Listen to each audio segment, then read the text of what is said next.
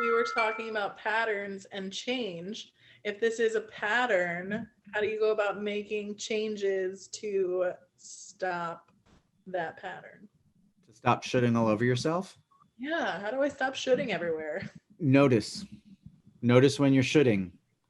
You go into that mode and then you investigate.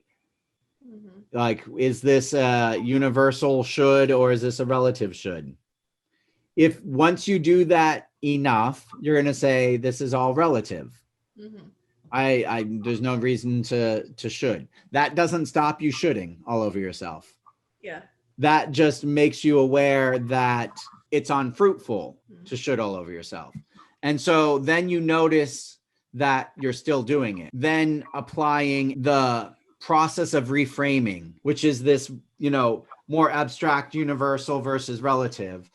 Bring that in a little closer to your shoulding and reframe it to telling yourself, well, while I feel this way and I think that this should, there's a should.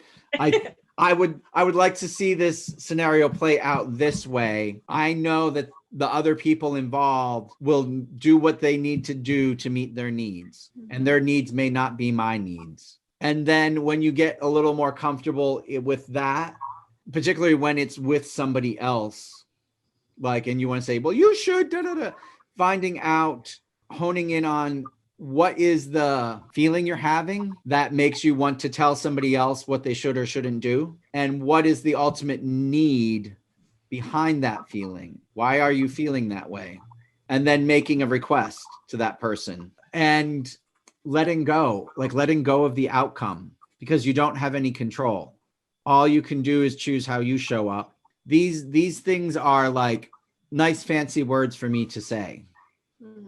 Until you apply them, until you put it into practice of noticing how deep you're willing to look at what is the emotion that's really coming through here and what is the need that is creating this emotion.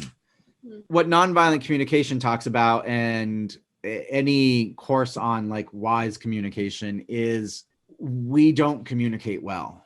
We communicate to control and manipulate people rather than to express a need or express a desire to be heard, to be witnessed. We always want to respond and sort of, not always, but often are to respond in a way that puts us in good favor. We aren't very authentic and upfront. We don't want to own it. Part of it is owning our experience. I feel bad, so you should do differently. I feel bad because I tell myself that you should be different. Those are two very different statements. One of the things that I use and I talk to my clients about is I feel ... because I tell myself ... I feel annoyed because I tell myself that this other person should do something different. It's owning the thought. The thought is the thing that keeps playing, that changes my perspective. The thought is what we use to focus in on something and maybe decide if we're going to stand over here and look from anger and rage, or we're going to stand over here and look from compassion and forgiveness. And what aspects are we looking at? So the brain will keep replaying a thought or a pattern of thoughts that fits whichever perspective we're at.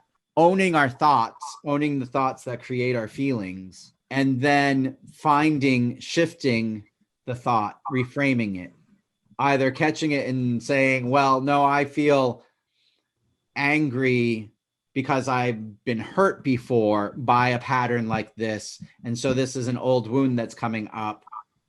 So how can I interact with this, or just how to shift things slightly? I like that part.